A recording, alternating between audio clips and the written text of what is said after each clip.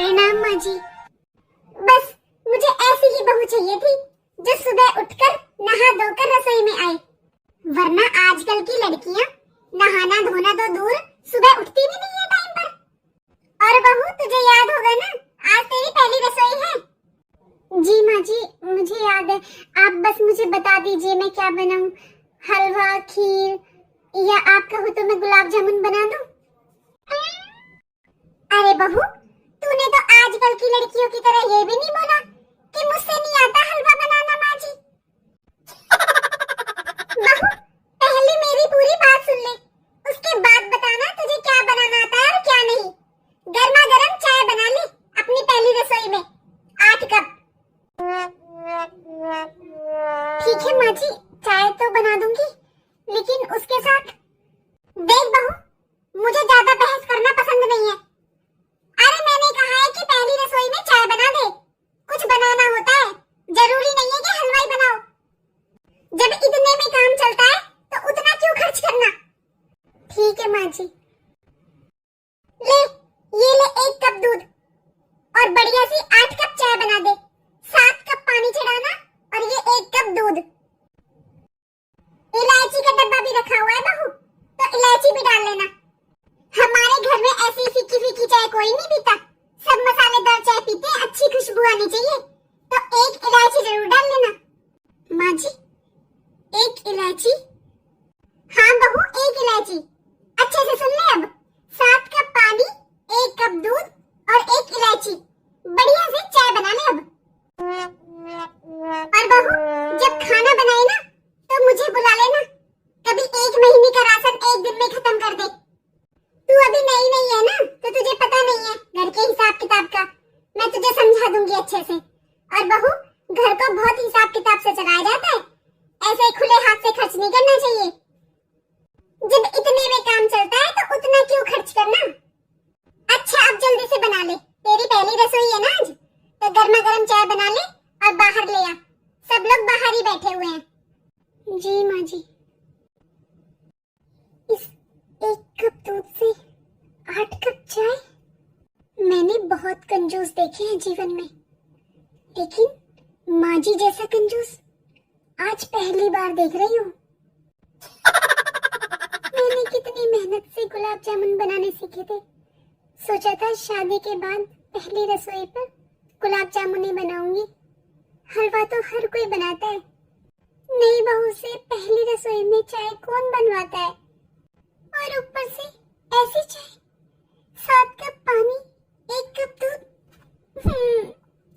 मेरी तो ऐसी चाय पीने की इच्छा ही खत्म हो गई है, कैसे पीऊंगी मैं ऐसी चाय। बहू जल्दी बना ले। जी माँ जी। इतनी सारी सब्जी? बहू, घर में दावत है क्या आज? माँ जी आपने बताया था ना, 8 जन का खाना बनना है, घर में अभी कुछ रिश्तेदार भी हैं, इसलिए माँ जी। बहू, अगर 8 जन का खाना बनना है तो क्या 1 महीने की सब्जी 1 दिन में बना देगी? ऐसे घर नहीं बसते बहू।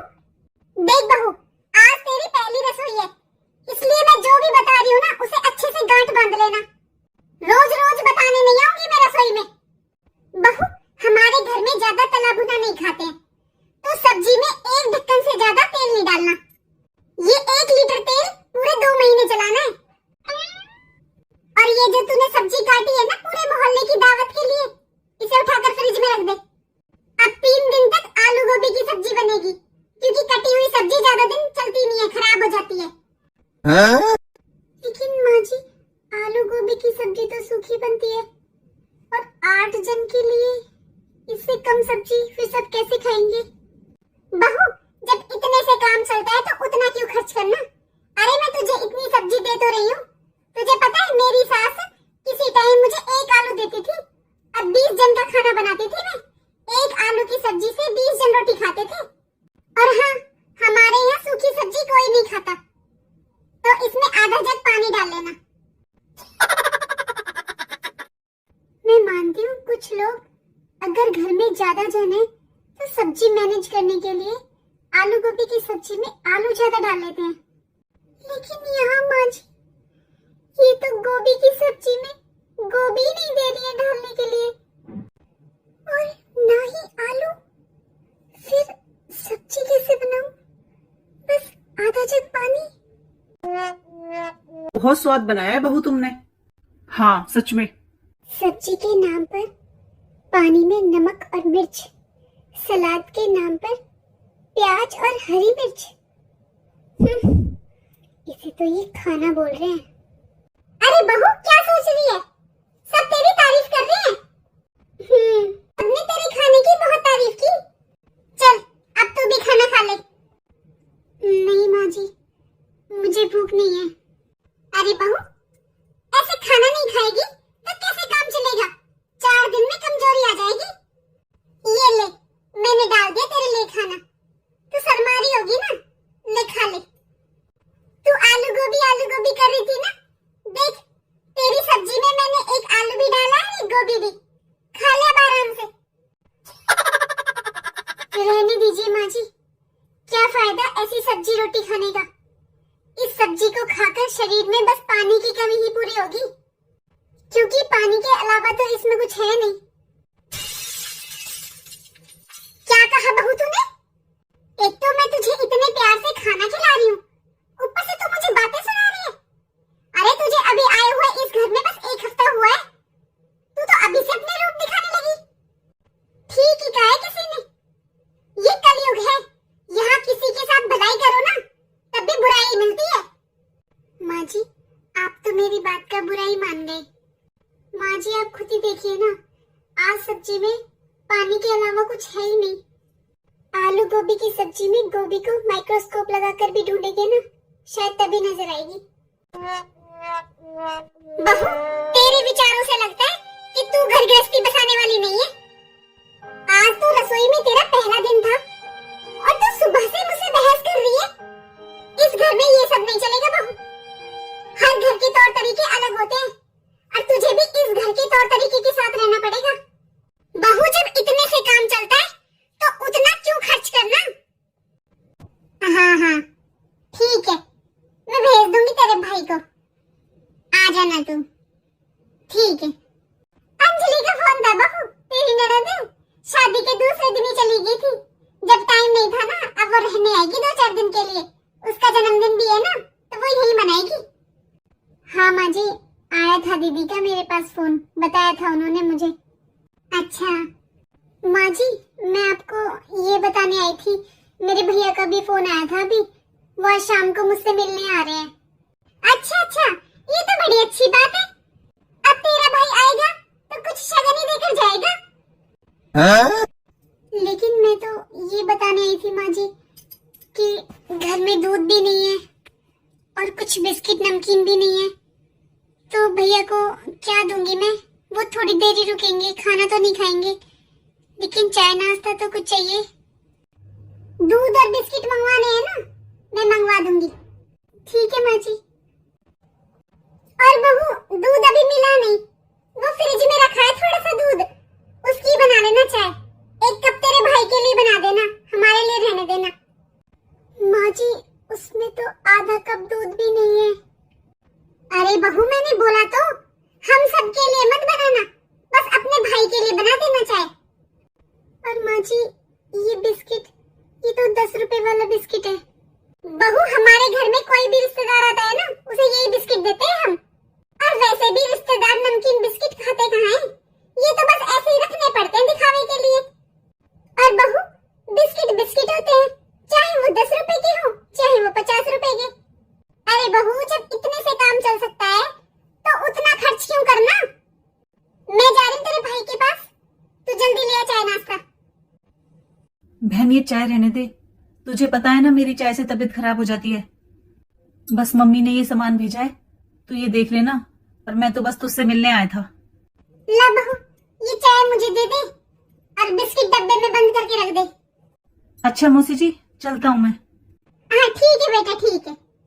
और मौसी जी मैं सोच रहा हूँ अगले हफ्ते आकर छोटी को ले जाऊँ, 10-15 दिन रह लेगी ये मम्मी के पास। मम्मी का मन नहीं लग रहा है बिल्कुल भी। अरे नहीं बेटा, अभी मत आना, क्योंकि मैं अभी नहीं भेजूंगी बहू को। अरे मेरी बेटी आएगी कल या परसों, वो इतने दिन बाद तो आ रही है। शादी के बाद वो दूसरे दिन ही चली गई थी, तब भी नहीं मिली थी। अपने घर चली जाएगी, ऐसे अच्छा नहीं लगता ना। दोनों ननद भाभी मिलेंगी, इस बार बातें करेंगी, तो अभी नहीं भेजूंगी मैं, फिर बाद में देख लेना तुम लोग। ये भी मौसी जी रही नहीं है ना शादी के बाद घर पे, इसलिए कह रहा था मैं। चलो आप बता देना जब आप भेजो, मैं ले जाऊंगा इसे। हाँ हाँ ठीक है ठीक। अच्छा बहन आराम से रहना, मैं आऊंगा तुझे लेने। भैया तेरा भाई सामान तो बहुत लाया है बहू। अंजलि से पूछती हूँ कब तक आएगी, जल्दी बुला लेती हूँ उसे। हेलो हेलो दीदी, क्या हुआ दीदी? कुछ नहीं भाभी, मम्मी कहाँ पर है? दीदी मम्मी जी तो नहीं है घर पे, क्या हुआ आप मुझे बताओ। वैसे दीदी आपने कपड़े देख लिए अपने, कैसे लगे आपको? हाँ भाभी बहुत अच्छे हैं, लेकिन इतना सब भेजने की क्या जरूरत है भाभी? क्या हुआ दीदी, सब ठीक है ना?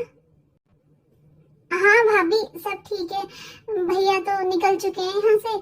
जब मम्मी आ जाए आप मेरी बात करा देना एक बार। ठीक है, आ जाएंगे तब करा दूंगी। ठीक है भाभी। आज भैया क्या सोच रहे होंगे मेरे बारे में। आज तो माँ जी ने हद ही कर दी।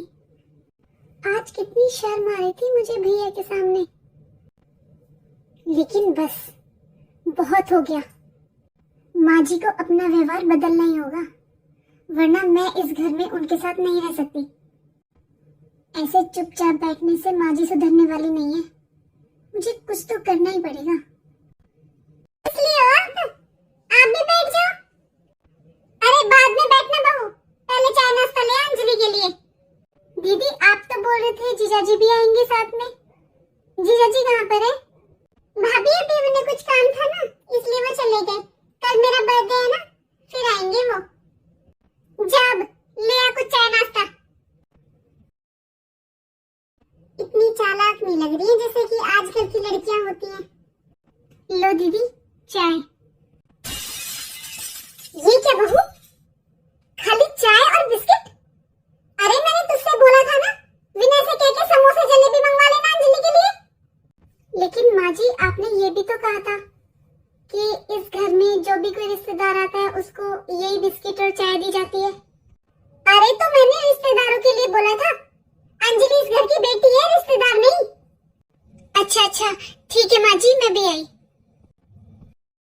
मम्मी इतनी सीधी भी नहीं है ये। दीदी ये लीजिए चाय।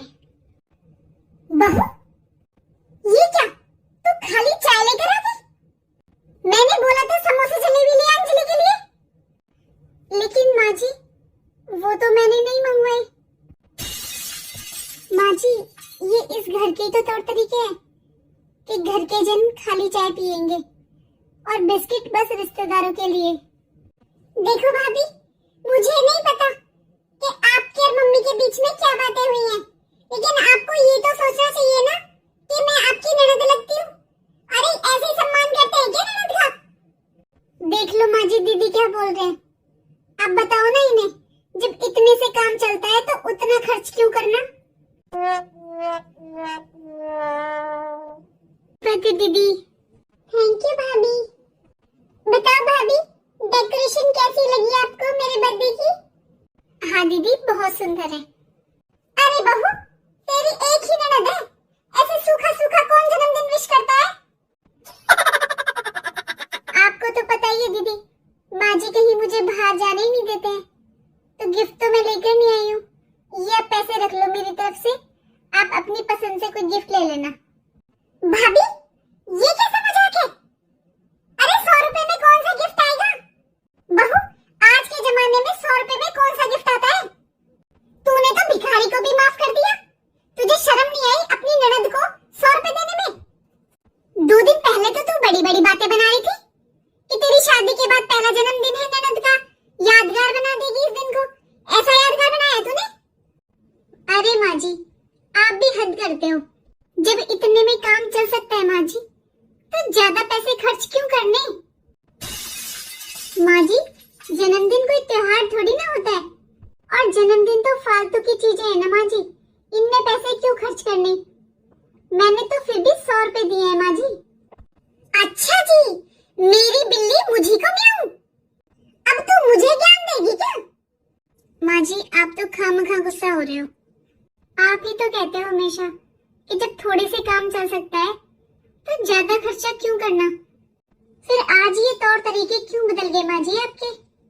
देखिए माँ जी, मैंने बहुत कोशिश की कि आप बदल जाए, लेकिन आप तो बदलने के लिए तैयार ही नहीं है, इसलिए मैंने खुद को ही बदल लिया।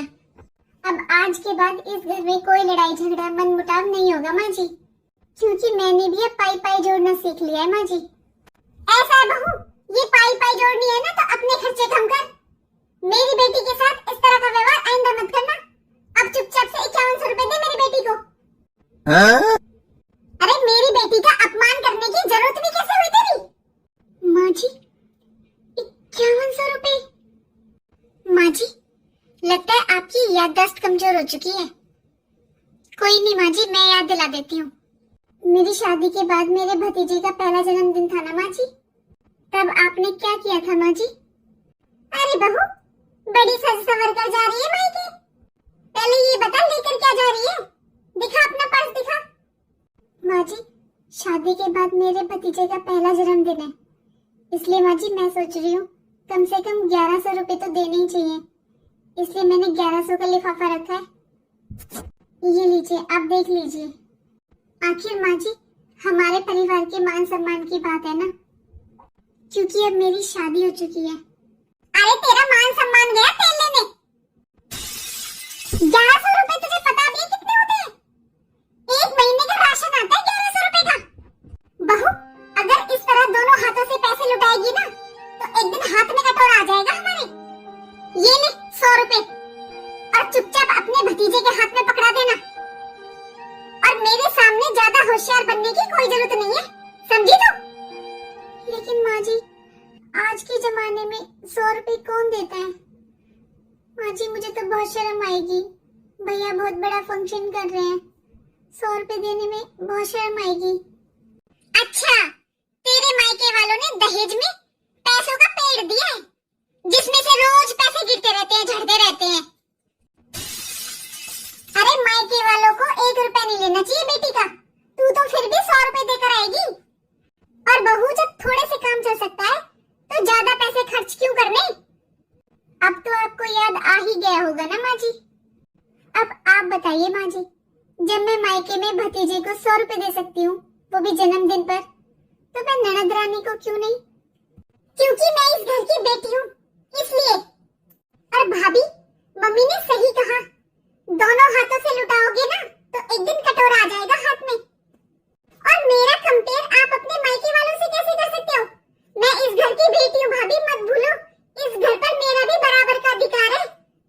दीदी अपनी माँ सबको बहुत अच्छी लगती है, पर सास नहीं। उसी तरह सबको अपनी बेटी बहुत प्यारी लगती है, लेकिन बहू नहीं। और दीदी आपका कंपेयर मैंने अपने मायके वालों से नहीं किया, लेकिन क्या आपने सोचा है कि जब मैंने अपने भतीजे को 100 रुपए दिए तो उसमें किसकी इंसल्ट थी, किसकी बेइज्जती हुई? उसमें इस परिवार की बेइज्जती हुई। दीदी इस घर में सब कुछ होते हुए भी ना माँ जी 2 वक्त का खाना भी ढंग से नहीं खाने देती है। अरे कौन करता है इतनी कंजूसी? दीदी हम शादी के बाद पहली बार मिले हैं दोनों ननद भाभी। मैं नहीं चाहती कि हमारे रिश्ते में कोई कड़वाहट हो, लेकिन आपको समझना चाहिए दीदी, क्योंकि माँ जी को शायद बस आप ही समझा सकते हो। अभी माँ जी ने बोला कि मैं आपको 5100 रुपए दे दूं। दीदी उन 5100 रुपए में माँ जी के हिसाब से 5 महीने का राशन आता है। माँ जी मैंने सही कहा ना? क्योंकि दीदी भी इस घर का सदस्य है, तो ये नियम कानून तो दीदी के लिए बनते हैं ना माँ जी। हेलो दोस्तों, तो कैसी लगी आपको हमारी ये छोटी सी कहानी? इस कहानी में आपको कौन सही लगा, कौन गलत, प्लीज कमेंट करके बताएं हमें। और कहानी अच्छी लगी है तो कमेंट में राधे राधे जरूर लिखें। राधे राधे।